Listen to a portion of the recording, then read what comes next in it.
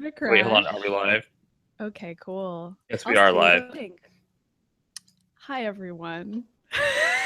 I'm Maddy. What are we doing with our lives, Ryan? What are we doing? I don't know. I tweeted out that we're actually live now. I've been posting in the little because now that we have a chat function, which that's new, and I've been like, sorry, we're having technical difficulties. Google Hangouts sucks. Maddy's computer. It's actually not Google Hangouts this time. Let's just go ahead and clarify that. It's me. It's Yeah, me, you need to replace some my shit. Computer. It's my mixer. You need a new mixer. Really need a new mixer. I mean, you were complaining about my rock band mic over here, but now it sounds like you're in the same boat as me. So the tables have turned on you. I know. I don't know what to tell you. I guess I'm just really sorry, but this is what made my computer crash last time, so All right, well, let's clarify for everyone right now that Maddy may disappear in the middle of this, and I'll just talk for a while. And if anybody that downloaded the last week's podcast, I apologize for the audio quality and all the other stuff. Maddy did a really good job of editing it together, considering like that her computer crashed for 5 minutes of the show. But that may happen because guess what, everyone? Technology is fucking expensive, and we don't make a lot of money. So yeah, I mean, I was kind of hoping to have this live before the show, but we couldn't get our shit together quite in time. But it was very close. Yeah, I mean, I guess I'll just say that we're gonna launch a Patreon page for GENO, and it's technically for Atomic Blue Productions. Yes, sorry, you're right. It's in association with GENO, which is a sci-fi web series that we launched today, and you can actually watch the first episode of that right now, because that just went live about 20 minutes ago. Because that was the priority today, and I didn't. You could see Maddy and our hairs like we're just. I could have pushed the Patreon live if I wanted to, because I think it's basically ready, and I like gave it another once over this morning. But we also made a little promotional video for the Patreon, which was fun story time. So Maddy like messaged me yesterday. She's like, I'm just gonna make a promotional video, and I was like, dude, we both have to do it. Like, we can't just have like one person do it. I was like, write a script and we'll like record it. And somehow me, the one that she like threw this on like last second, I like managed to get it done before she did. So yeah. Although it took me like a lot longer than I think it did with you, because I couldn't read that middle line for some reason. There's like 45 takes of me doing it. Fun fact. It was pretty adorable. So once the Patreon is live, I'm gonna put up a blooper reel for anybody who backs the Patreon. So there's gonna be a really adorable blooper reel of Ryan trying to read his lines and me fucking up also. Well, I had like zero time to memorize it, but whatever. I mean, I was like, Ryan, don't memorize it, just read it off the paper. But then you sent me a video of yourself having memorized it. So you know what? Maddy and Ryan go above and fucking beyond as usual. Anyway, the Patreon doesn't really matter, except that we have no money and I really need a new mixer, as evidenced by the fact that this show started 20 minutes late. So if you are unimpressed by the fact that we're late every fucking week and you want us to do a better job, then I don't know why you would pay us. Well, it's fun in theory.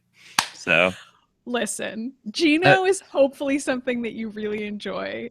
Yeah. All right. So let's before we get into GENO, let's clarify the patrons for Atomic Blue Productions, and we actually really do need new equipment, and we will buy it eventually. But if you are supporting all the random shit that we make, and you're like somebody that always like wants to like watch what we're making or listen to the podcast that we're making, we have like a whole bunch of stuff.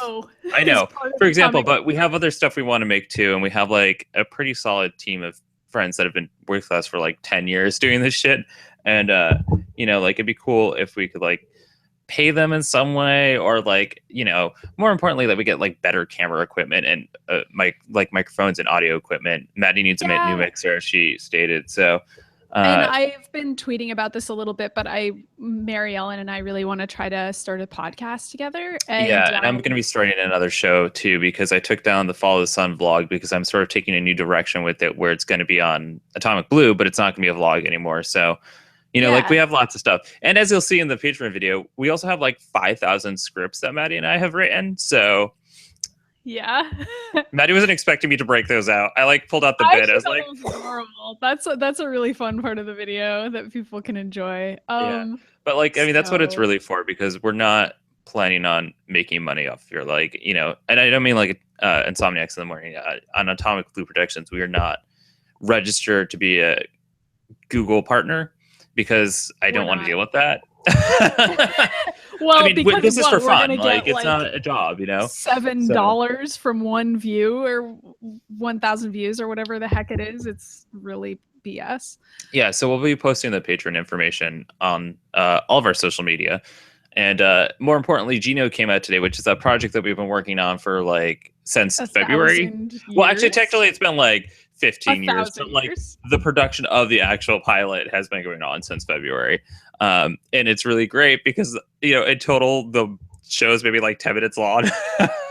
It's like 12 minutes, but honestly, that's really long for what we're for YouTube. Yeah, sure. But like, yeah, so we're really excited about that because, you know, it's goofy, it's fun. We don't know who the target audience is, so hopefully you'll enjoy it. But it's about super alien spies in space, which we keep talking about. Maddy's the main character. I'm more of a secondary character. You are an important character also, Ryan. And I would argue that everybody in this pilot are like the main characters of the show. So like, I mean, we really tried to narrow the pilot down to like the 5 characters that we want you to know. There was a period of time where we were trying to write like a version of GENO that would be with like all the characters that we had in there for the season 1. And like, that was not going to work. So we're down to like the original 5 core characters in the opener. And we just finished writing like the first draft, or I guess that's technically the second draft of episode 2, which I'm pretty excited about. So I already super love it, and I only have like a couple suggestions of stuff to change. Unlike the pilot episode, which we rewrote because it's a pilot. It's a pilot, and you know, honestly, it's a pilot. It's probably not going to be great. Ben and I were just talking about this with Luke Cage. Honestly, you guys. Oh yeah. I mean, well, we're not going to talk about Luke Cage yet, but I will just say that we're talking about how like with pilots, like, you know, the second episode of Luke Cage is so much better than the first episode because pilots just are. You have to do so much. I actually think the Luke Cage pilot was really great for a pilot, though. I'll say that much. But okay, that's fair. We can get to that later. Right. But so basically, like, this is our pilot, and you can watch it on Atomic Blue Productions on YouTube, and we'll be posting it to all of our social media pages with both Maddy and myself, and on all the Atomic Blue social media, which is like everywhere. Like, it is technically live, so if you're watching this, you could minimize this window and go watch it. But we're gonna link it in a second. Yeah. And it's really, we're excited about it. We're so fucking excited. Yeah.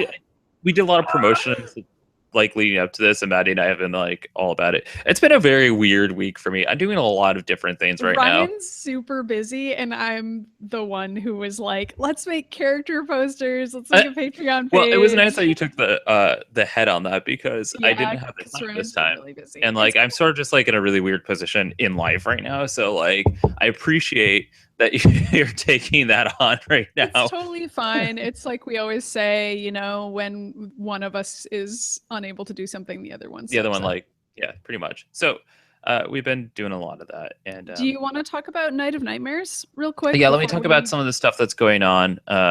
Because basically, first of all, the big thing this weekend, and I sort of mentioned it on the last episode when Maddy disappeared for like 5 minutes, but we have this double like header event essentially this weekend. So Felicia, who I work for and I've talked about on the show, I shoot her events that are monthly, sometimes bi-monthly, in New Haven, Connecticut at Pacific Standard Tavern, and they're called Heady, and it's just sort of like an indoor festival with like great DJs, bars. Obviously it's in a bar, so I can say alcohol. Lots of artists, lots of live painters, lots of we have like, there's like a masseuse who's there. We'll like do stuff. There's a bunch of drum circles happening. There's lots of vendors like, you know, selling jewelry and other kinds of art, because it's basically a big art festival of music and dance and all that stuff. And this October, this weekend, specifically Friday and Saturday, if you live in the Connecticut area, we're doing Night of Nightmares, which is actually teaming up with Evidence of Evil, which is the haunt I work for now, and that whole team. So we're all sort of coming together, and I'm bringing Atomic Blue there, and Felicia's bringing in like 500 other people. So it's going to be like this huge event that's going up and down the street of Crown Street, and it's going to be like demons taking over, monster takeover for 2 nights, and it's going to be really fucking awesome. And Evidence of Evil is going to be doing like this brainwashing session, so you can sit down and have like an auditoria, like I don't know, a scare thing. So it's going to be really cool, and I'm really pumped for it. I have no idea what I'm going to wear because I do not have a Halloween costume lined up right now. Oh, you don't? What? I know. Man.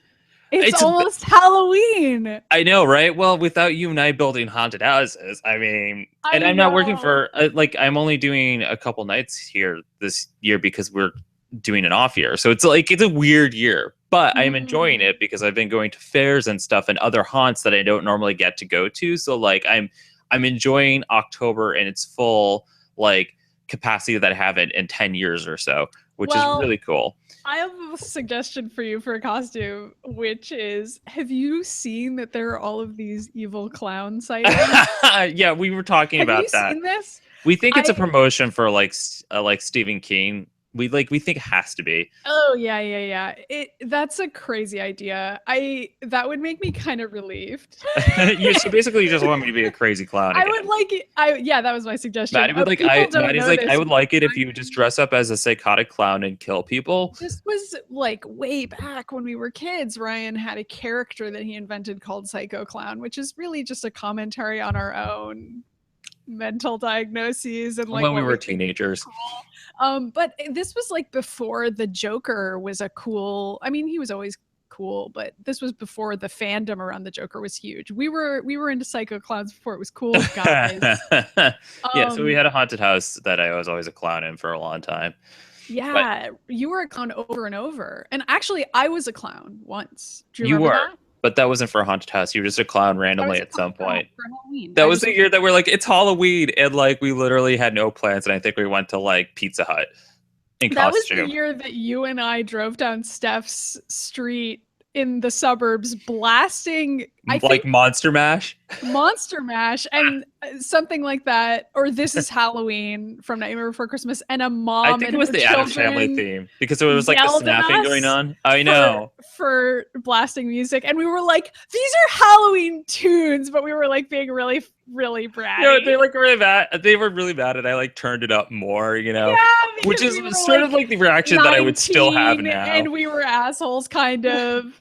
I don't think she recognized that we were playing Halloween music. I think she just thought we were playing like loud music and was like, turn it down. And we were like, it's Halloween. It's Halloween. There's like literally children trick-or-treating. Like it's already loud outside. Don't worry, guys. I know. It's very silly. I don't know why I remember calling Steph when we got there. Steph's like, oh yeah, nobody likes her anyway. So oh, like Steph knew who it was. Well, yeah, it was like in her neighborhood.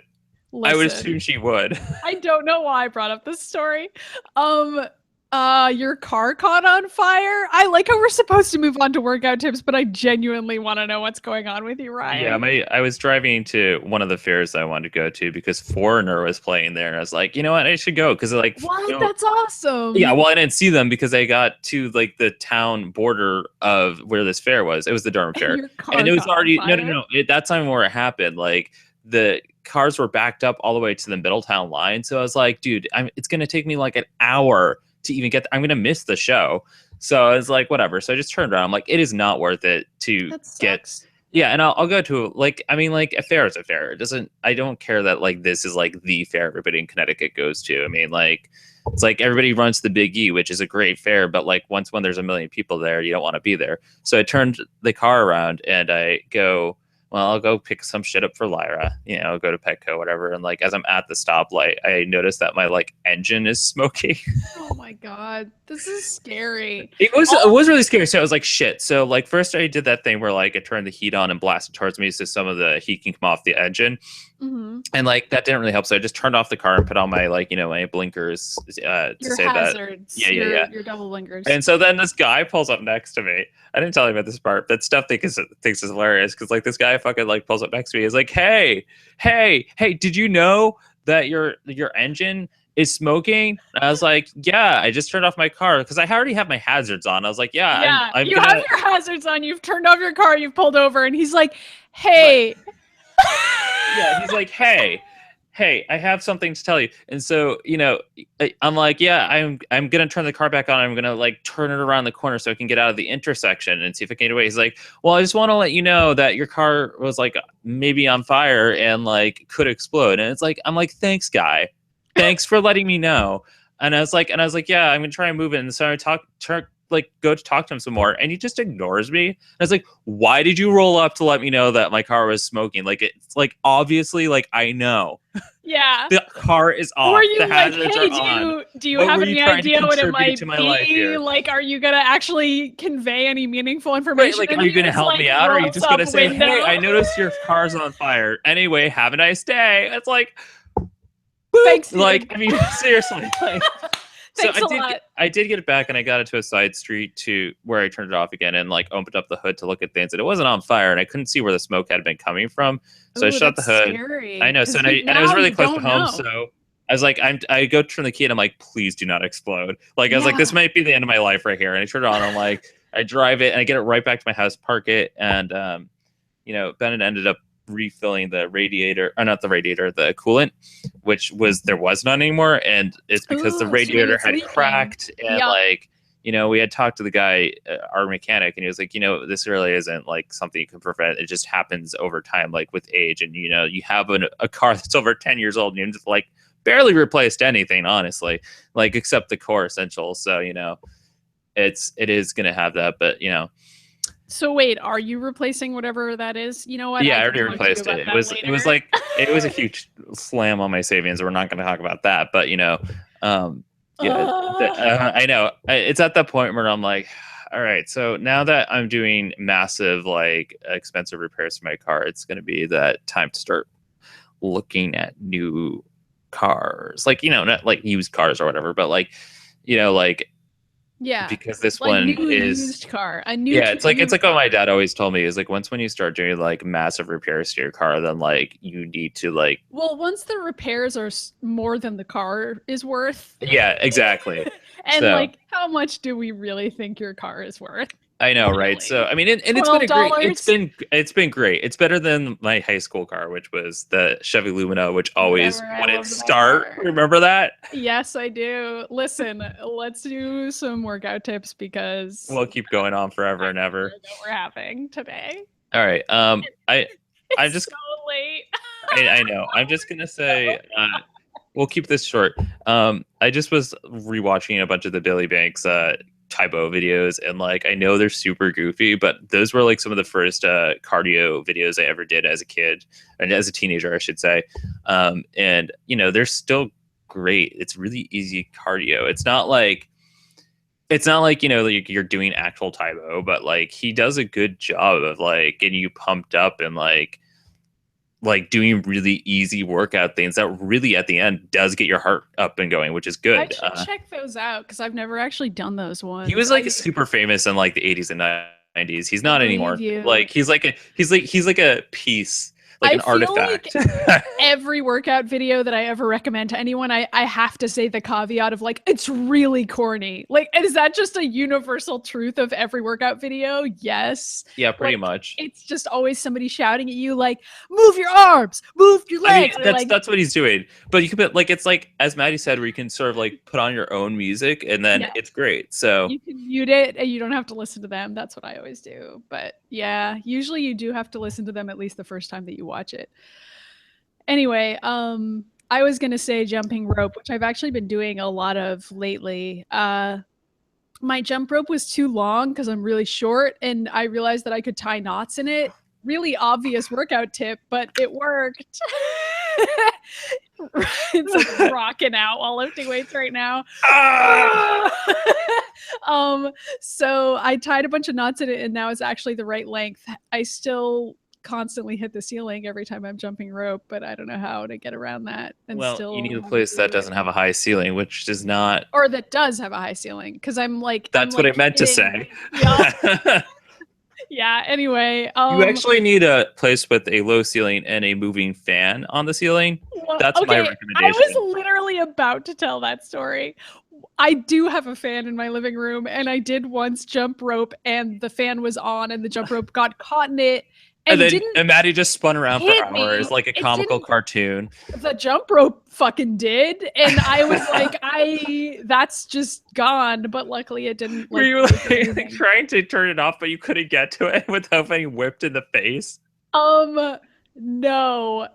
I'm actually surprised that didn't happen. It actually got like completely wrapped around the fan really quickly, like completely wrapped around every aspect of the fan. And then I turned off the fan. And then even after that, with the fan off, it was still incredibly hard to get the jump rope untangled, because I had to like get a stepladder and be like, how the fuck? Yeah, because Maddy's very tall. So, I mean, I'm so tall, but I had to get a stepladder anyway because I don't know. Listen. Anyway, my point is, I like them. Here's the story that Maddy told. She's like, I recommend jump ropes, but here's a horrifying story of a jump rope situation I had. Just don't jump rope in a room that has a moving ceiling fan in it. Don't make my mistakes, people.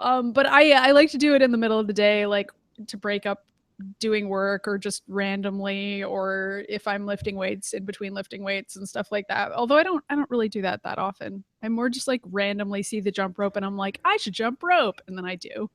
That's fun. Anyway, let's do some pop culture news, and hopefully Maddy will survive the jump rope today. I hope so. Okay, first of all, if you are listening, you can send us your questions and all that to insomniacsinthemorning@gmail.com. And we'll read them during our reading mail section today, because we will not have a throwback today. So there will be time for that. And our prompt today is, tell us about your favorite fictional alien or your favorite real live alien, if you have one of those. So, whew. Maddy, are you okay? Can you hear me? Okay, her mixer crashed. Just what we were expecting, and she can't hear me anymore. But anyway, email us. I don't know what Maddy's plan is over here, but she is letting me know that her mixer crashed. You can okay, so I'm just gonna invite her back in again. You can email us at insomniacsinthemorning@gmail.com, and we will read your questions and topics on air. So yeah, if ET's your favorite alien, let us know. He's not mine. That movie actually, frankly, scared me as a child. Even like, it wasn't him himself. It was like all the weird shit the scientists were doing, because I was like, that's fucked up, yo. And also, like, because of product placement, I got really obsessed with like Reese's peanut butter cups, or not Reese's peanut butter cups, the Reese's Pieces. So that's a fun little story to tell you all about. So yeah, I don't know where Maddy went. Let me just double check that she's not messaging me over here. I did twice. So anyway. Well, Maddy's having some technical difficulties. So since I don't want to like leave you all here waiting, I guess I could talk about something. Let me talk about Gravity Falls, because that's not actually a prominent thing to talk about. I'm telling Maddy to restart her computer. Restart. Because I would like to talk about how fucking great Gravity Falls is. And, you know, I'm just sort of getting on that bandwagon. Because I don't have cable, so I don't watch a lot of stuff that is like live. And I guess I could torrent things, which is what most people do. And I don't do that because I'm lazy. I don't want to deal with that. Yay, Maddy's back. Hold on. So I was talking about Gravity Falls and like how it's on Hulu now for anybody that does want to watch it and it doesn't want to waste time like trying to get it illegally, or you know, like that doesn't have cable. It's on Hulu and it's really watch that show. Everybody's obsessed with it. It's really, really good. And like I don't really need to go and talk about it extensively, but I was just trying to say that Gravity Falls is really great, and like it's a reminder that we're sort of like reaching another peak of animation and like good storytelling for children's TV shows.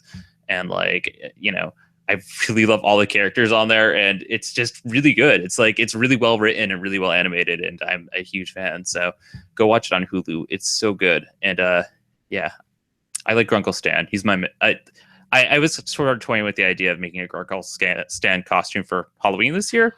So go for it. Everyone but me will know who you are. I know he wears that little like red hat, so I might wear it and people will be like, "Why are you old Doctor Who?" I'll be like, "No." Who are the people? Huh? Like, I'm pretty sure that the people saying that are going to be like our 6 friends. I mean, I don't know what Halloween that's true. Going to, but you're going to one that's going to have nerds at it, and they're probably going to know who you are. All right, so let's talk about Luke Cage now that you're back, because sure. I have not. We've only watched the first 2 episodes, but you finished it, right? I did. I have no life. Actually, it was just that I knew that this week at work would be really busy, so I had free time on Sunday, so I made a rule to myself. Are you reviewing it? I'm not gonna. No, I'm not. So this was not related to work at all. You were just really wanted to watch Luke Cage because he's hot. It's actually just that. Well, that's a good reason to watch, but it wasn't why. I just was like, I need something to do that's really fun that doesn't have anything to do with my job. And so I watched Luke Cage on Sunday, and I finished it on Monday night, I think. But I basically watched all of it on Sunday. I just like hung out and worked out and watched Luke Cage. Well, it's really good, just like Daredevil and Jessica Jones is. It's good, and I have seen some people being like, it's not as good as Jessica Jones, and like it's very different from Jessica Jones. It is very different from Jessica Jones, and I think Jessica Jones accidentally like set a high bar for like all those characters now. So like, they're so different that it like bugs me that people are comparing them, because I'm like, this is almost like a different genre of show than Jessica Jones. Exactly. And even though they're technically all connected through the same universe, they're both superhero shows. Right, but Daredevil is also really different from Jessica Jones and Luke Cage, and like they're just stylistically different. However, all of these shows are like the best takes on like the Marvel comics that I have seen. They are like very loyal to their source material, and if they can't be, they try to accommodate that in a way that still makes sense. Like, you know, Hellcat wasn't really part of like the Jessica Jones story because it was Carol Danvers, but since they couldn't use Carol Danvers, they found a way to work Hellcat in that same sort of role. You know what I mean? Yeah. Like they had to do some adaptation stuff, and like Claire Temple's character's been changed. And Claire Temple was like 3 characters that they put together because they wanted her to be Night Nurse apparently, but for a while the Marvel movies were like, we want to maybe use Night Nurse apparently. I was just reading about this yesterday, so that's why they had to change that around, and it's why Rosario Dawson's character is like an amalgamation of multiple different characters, which is strange. I mean, it is strange, but whatever. I mean, it's just Rosario Dawson being great as always. She is great. I mean, like there are things about Luke Cage that, like pacing wise and sort of editing wise, that I thought were kind of strange, but I think that what makes it stand apart from Jessica Jones, at least for me, is that it's trying to say a lot more politically than Jessica Jones is. And I've already like read all of these essays from people being like, oh, I feel like the political messages of Luke Cage fail because there are too many different messages and they're conflicting, and there's too many different assertions being made, and the show doesn't really take a stance on this. And like, are we supposed to agree with everything Luke Cage does or not? And I guess I would just say that my preliminary response to that is that I think it's actually really cool that the show doesn't take a stance. Yeah, that's how what I was thinking, because like that's how actual politics work. Yeah, and this is a show where characters literally sit around. I mean, you haven't watched all of it yet, but there's a lot of scenes where the characters sit around and talk about like politics and like what they think about. Right, and I'm okay with that though. I mean, that's like Luke Cage is like a character who he's not like all the other superheroes where he's primarily a superhero. Like I know that Jessica Jones wasn't either, but Jessica Jones had like other shit haunting her. And like I don't know, like, you know what I mean? Like Luke Cage and all the Defenders are sort of like, they're only superheroes because they have some sort of like, they're not like Tony Stark and like Captain America and Thor, who are all like fantastical and stuff like that. They just sort of like, okay, we have superpowers and I guess we'll do something with them, but we just sort of want to live normal lives, you know? Yeah. And I think that's cool, and I think the show did a pretty good job of pulling together those different elements. Yeah. Also, it brought in not taking a stance. And it also brought in the first screen, on-screen, like I guess technically Luke Cage too, because he appeared in Jessica Jones, but the first on-screen appearance of Misty Knight, who is I love her. Like I love comic book Misty Knight, and I think Simone Missick is doing a really good job with this role. We keep on being like, we're so glad this show gets who Misty Knight is, because it would have been really easy to fuck it up, and they didn't. You know what I mean? Like, yeah. She's got the attitude, the stance, like she gets it. Like they just get who she is, and that makes me so happy. Have you read any of Misty Knight and Avengers yet? I really am not familiar with her at all. Like you got to find some stuff on your Marvel Unlimited there. Yeah, I gotta check it out. I'm enjoying the show a lot, so I'll go dig up some comics and check out what her deal is. But yeah. Aside from Luke Cage, you want to tell me about this other premiere? I can. I reviewed it for work though. So I don't know very much about this, and I thought Maddy liked it until she started ranting on Twitter about it. So I guess not. I didn't. I'm like the only person in the universe who didn't like Westworld. It's like this HBO show about robots, and every critic who got the 4-episode screener is like, the show gets a lot better, and I'm like, okay, well, I only got a press screening for the very first episode, and I didn't think the very first episode was that good. But I'm the only person who thinks this. Pilots, like everybody else is like, it's so good, and I'm like, I felt like it was really shaky, like across the board, like acting, writing. Maddy, you froze. Well, anyway, hopefully Maddy comes back someday, because I'm just gonna sit here and do some workouts. Oh, you're back. Hey. I was just talking to myself there for a second there. I was just complaining about Westworld. We can leave it in. I'll put it in the podcast. I'm glad no one but myself could hear me saying any of that.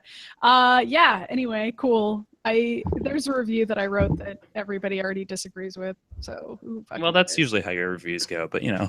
I mean, that's what happens when you're a journalist. You write things and people will be like, oh, this is great, but mostly trolls get on the internet and they're like, we fucking hate you. Why do you even exist to write things, even though we mildly agree with you? This is like a unique scenario where I feel like I'm on another planet, where I'm like, did we watch the same show? No, because you know what? Neither of us like Game of Thrones, so that's another one out there. You and Gita are like not on the Game of Thrones train, which everybody else is. Finally, for a while, people were like, yeah, it's kind of overrated. Like that kind of happened, but then people came back around and they were like, no, it's good again. And I'm like, I'm so tired of Game of Thrones. I'm just like tired of the same fucking thing happening in every season. It's pretty annoying. And nothing advancing. And also being like, wow, all these characters are shitty. Why am I cheering for any of them? Oh, I'm not. So anyway, the Resident Evil Vendetta CG movie has a trailer that's out, and it looks better than the Resident Evil movie that's coming out. But this is like the third CG movie that's coming out, and we got the live action movies that you watch. Yeah, all of. I know. I mean, I own all of them, so I really shouldn't be like knocking on that. Yeah, what are you talking about? You're constantly defending those. But you're like not like the movies that I'm obsessed with. Also. But it's different. Yeah. I mean, I know the CG movies have a lot more in common with the actual game. Well, yeah, because it's produced by Capcom, and like, you know, this one has Chris and Leon in it, and supposedly Rebecca, although I haven't seen any actual footage of that. And it looks like they go back to yet another spooky mansion.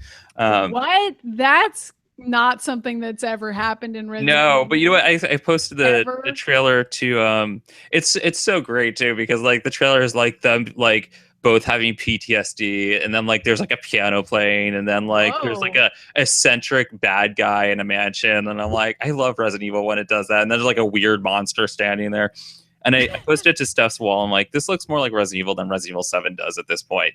So well, yeah. Oh, Resident Evil 7. Yeah. Oh no. I know. Do you want to? If we couldn't talk about X-Men on the show, at least we could talk about Resident Evil. I mean, that's because Chris and I are actually boning right now, because Wesker turned out to be an asshole and died. So gross. Yeah. You shouldn't be doing that like on the show, Ryan. I really shouldn't be. That's the only reason I said gross. Otherwise, I'm in full support of your relationship with Chris Redfield. Oh yeah. Yeah. And then I guess we'll just also say that Greg Rucka, who is writing Wonder Woman, the comics right now. Who's a great writer, by the way. He I'm is rereading great. his old run on Wonder Woman, and it's really good. So he finally confirmed that Wonder Woman has dated women in the past, which is like something that had always been suspected and hinted at and like assumed by many people, but had never actually been confirmed by anybody who was writing her. And that was really cool, and it was a big deal, and it was just something that happened this week that finally actually got acknowledged by somebody at DC. Oh yeah, but he wrote it in a way where he was like, it's not about being bisexual. It's about like that it doesn't matter. Like, you know what I mean? He was like, at least on Themyscira, it doesn't. Sadly, it matters. I know, but but he was basically being like, yeah, like these characters don't like love each other because they're like a man or a woman. They love each other because they love each other. Like, you know, like that's how it works. And I'm like, you're a good guy, Greg Rucka. I interpreted him as him explaining like Themyscira having like a very different culture than we do, and that too realistic to me. He's a great writer, and like, you know, like if you have a chance, go back and reread his original stuff. Like I'm rereading his run on Wonder Woman where she battled Medusa, which I guess is a really famous Wonder Woman battle. And he's really good. I like it when Wonder Woman's not written as somebody that's like a girl running around in like a tiny Wonder Woman costume. You know what I mean? Like, yeah, and like I don't know. Sometimes it's like writers just don't know what she would say or do. Yeah, so and they're she like, kind of ends up saying like whenever like they do any of that weird like Wonder Woman like falls in love with Superman stuff, I'm like, this is really that's weird. Like ongoing. This that's is like so weird though. That I know, but it's still weird. Happening. So yeah, it's really weird. Anyway, so I'm excited about that.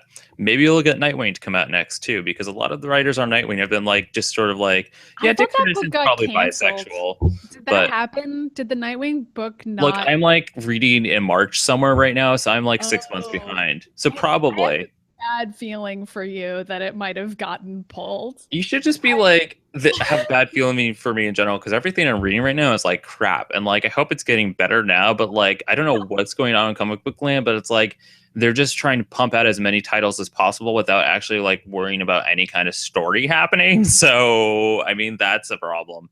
Yeah, I'm sorry that you haven't been reading anything good lately. That's too bad. The only things that I've really been super into recently has been like Squirrel Girl and that Moon Girl series, because they're just so weird and different from everything else. Yeah. Yeah. I mean, I gotta get caught up on Squirrel Girl. That's like a note to self to do that. Yeah. Anyway, all the X-Men titles sort of suck right now, though, which is not good. So that's it. We're gonna talk about Stranger Things next week. I watched all of it. Ryan, yeah, I'll finish it. Yeah, I'll finish it next week. I'm like one episode out. And not because I don't like it. I actually am in love with it, and that's the problem. I don't want it to end. So goodbye. Like I'm just holding off on that last episode and like been carried over to see how close I can get it to season 2. So I can not have to wait. I took forever to watch it too. Like I took forever, and even after it was over, I was sad that it was done. I wanted more. There's a great parody out there where I just watched this where Barb comes back, and it's like, it's really funny. You should look it up on YouTube. And also, speaking of parodies, I really recommend seeing Kate McKinnon as Hillary Clinton. Just letting y'all know. I actually have not watched that yet because I've been trying to ignore the fact that the world exists. I know, but Kate McKinnon is like really fucking great. So I know she's really funny. I'll check it out. I just have this problem where anytime I look at any news about the election, I just want to die. So yeah, I know. I mean, that's how I feel too, because I'm like, well, we're just looking at the impeding apocalypse happening right now in the world, but let's just pretend that's not happening for a little while and make GENO. La, la, la, la, la, la. Yeah, enjoy our sci-fi web series about the far future when aliens meet humans, and everything's much better then. I just want to let you know that Brian tweeted at us, first of all, asking if he had seen the original Westworld movie, and that he also said his favorite alien is probably Stitch, which is a good call because I didn't even think about that, but I love Lilo and Stitch. I gotta sit down and watch the original Westworld movie. Instead of watching it, I just like read a whole bunch of recaps of it and like watched clips online. But I think I might enjoy it. I don't know. I might hate it. I have no idea. I've heard wildly different opinions about the original Westworld movie, which is interesting. I think the best thing you could watch is the 90s Wild Wild West movie with... I genuinely like that movie. I do too. It's so stupid, but it's only because we genuinely like it because we were like 12 at the time. We thought it was great. It's not a good movie, though. I thought it was like really cool and fun when I was a kid. And then now as an adult, I think it's more in the so bad it's good category. You know, it's too bad we don't have time for a throwback because I think I just figured out what we're going to talk about next time we can talk about Insomniacs. We talk about Wild Wild West. I'll rewatch it again. It's like a steampunk film. It is steampunk. All right, so anyway. Steampunk was even a thing. I know. All right, read your mail because we've only got 2, so we can do it pretty quick. And of course, they're from Taylor and James because they're awesome. So Taylor also put a little subject line that says, "The truth is out there." It says, "Hi, Maddy and Ryan. Congrats on launching GENO. My favorite fictional alien is Philif. I don't know if I'm pronouncing that right. It's Filif from Diane Duan's Young Wizard series. He is essentially a walking, talking tree that likes day glow and has a big heart. My least favorite alien is E.T. I've always found him off-putting and slightly creepy, despite the feature-length film built around him. I guess it's a good thing he went home." I thought E.T. was really scary when I was a kid. But he was just asking which aliens are your least favorite, and I was just, while you were like off somewhere when you had a breakdown on your computer, like I was talking about E.T. I don't know how I got into that. I think I was telling everybody to email us, and I was talking about how much I don't like the E.T. movie. Not because of E.T. himself, but because of like how terrible the scientists are in that movie. And like, oh god, yeah, it was so freaky to me that like I was terrified by that there was an alien, and they just how the government reacts to it is by like fucking being terrible to everyone. And I'm like, that's a terrifying truth of what could happen. So I just remember being really scared of it as a kid, and like I don't actually think I've ever gone back and really looked at the movie as an adult and been like, why does this movie work? What's good about it? What's bad about it? I don't have like adult memories of E.T., sadly. I only have childhood scared memories, which is too bad because I know it's like a beloved movie for a lot of people. But as a kid, I was not into it. I didn't care for it. Favorite alien. Least favorite alien. Oh, are we only doing least favorite? Well, we can do favorites. Our favorites? Okay. Well, let's see what James has to say first, so then we can actually say what ours are. Reader mail question from Twitter. Hey guys, I saw Ryan had a question on Twitter asking about our favorite fictional alien. I read lots of sci-fi, so I had a hard time deciding, but I finally decided that Nimitz from the Honor Harrington series is my favorite. He is a 6-legged cat-like animal companion to the main character, and he has a really cool personality. Even though he doesn't talk, he is also super dangerous, and in one of the books he helps the main character foil an assassination plot. Super excited to see this in GENO after I get done with classes today. Hope you guys had fun with the morning shows. I don't know who these characters are. Yeah, me either. These are like really obscure. These are like from books, which I don't have time to read. So like that's the first problem. We don't read. That's not you true. Do. We read comic books because we're adults. Okay, I didn't think of a least favorite alien. I didn't think about a favorite or a least, even though I posed the question. Okay. Oh, wait, no, you posed the question. No, I did. It was my idea. We've talked about this on the show before, but Alan Rickman's characters, plural, in Galaxy Quest are like really awesome and fun, and he plays within the world of the show an alien called Dr. Lazarus, who's a commentary on Spock from Star Trek. And I just really like Galaxy Quest, and I was thinking about how great it is, and like I need to really rewatch that. I really love it, and I don't know, for whatever reason, when we were like thinking about GENO launching and like looking at all the stuff for GENO, I was thinking about how great Galaxy Quest is. Not that I think GENO is as good as Galaxy Quest, but I've just been thinking about it because obviously we're launching our own sci-fi web series about a team that is kind of inspired by Star Trek and Galaxy Quest in a way. So I really like Dr. Lazarus, and I really like Alan Rickman's character arc in that entire movie, and it's good. So I was going to say that for mine. Now I'm trying to figure out like what clarifies as alien, because technically we could both be like, oh, Rey is our favorite alien because she's true. And that's great too. And then I was trying to think of something more actual alien like, and like I'm just thinking about like aliens, and like technically She-Ra and He-Man are aliens, so is Cheetara, because they're all from other planets. So, and I was trying to think of something that's more like actual, like a non-human, like a classic alien-looking alien, like a Mars Attacks alien. Yeah. Alien. Yeah, right. And like I'm having trouble on that one now because it's like I didn't really What think about what's Oh his no, face I from thought about it. Futurama? What? What's his Futurama. face? I don't remember Who? any Futurama character names. You're The just guy like, who's friends with Zap Brannigan.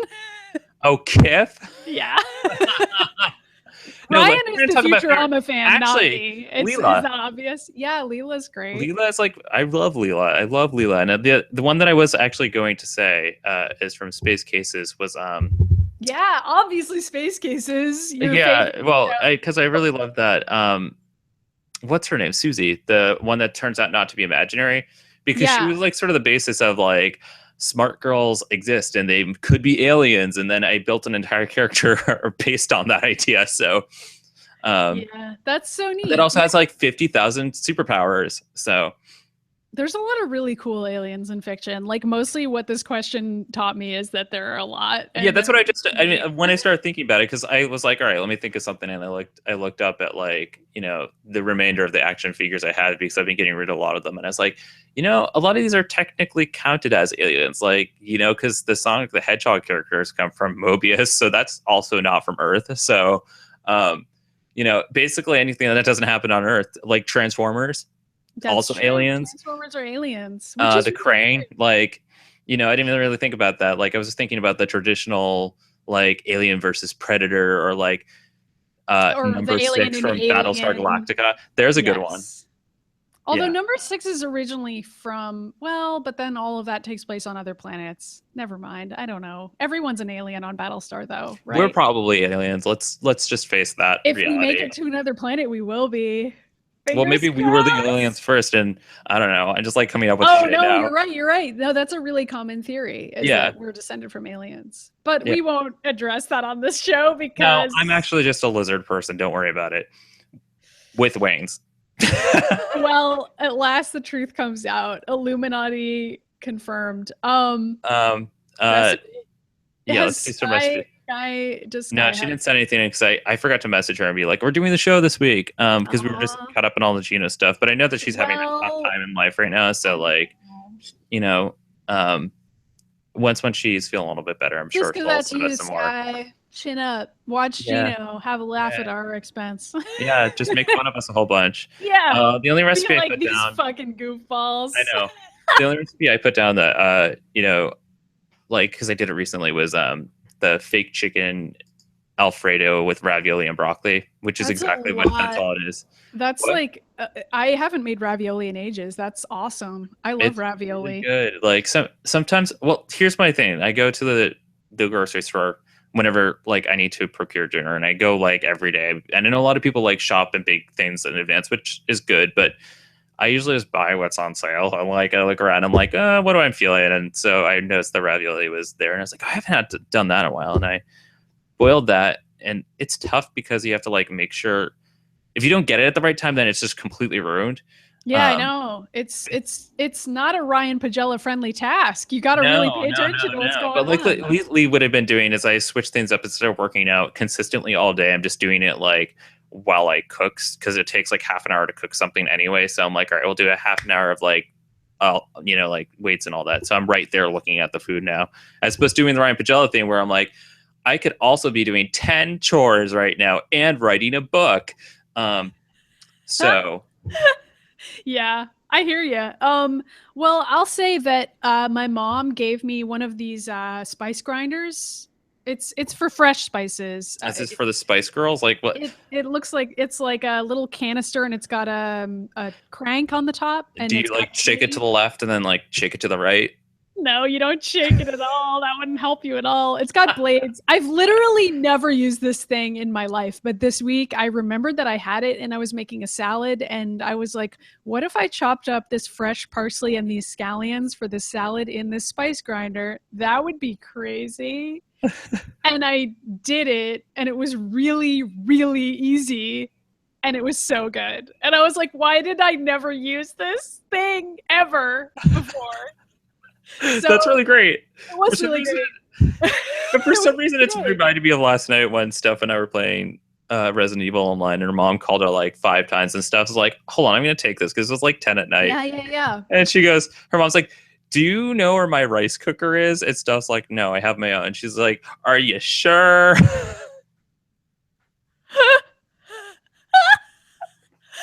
Oh man, that's really funny. I would have been worried that something bad happened. It's kind of a relief. That's what we thought. We're out. like, and so we were talking about like the emergency. grinder thing. I just thought about the rice cooker, and I'm like, I started so laughing funny. internally. Yeah. No, as far as I know, this grinder is mine, and I think my mom has her own. But if she calls me and she's like, "Where's my spice grinder?" then I guess I'll have to she give it might. back. As it turns out, as we love all of our moms because they're super cool, they're also like crazy. I love all of our moms, but yeah, my mom does the same thing when it comes to calling me many times over really, something. They pass down their craziness to us. So I mean, yeah. Thank goodness. All right, let's close out the show. So first of all, I want to thank everybody for watching, and more importantly, please go watch GENO, which is that sci-fi series that we've been talking about. It's over at Atomic Blue Productions on YouTube. We'll post it everywhere today, so you'll be seeing like multiple rounds of us telling you to go and watch it if you follow us on Twitter. Yeah, we're going to bother you a lot and tell you to watch it. And we're also going to ask you for money in a few minutes. Yeah, it's great.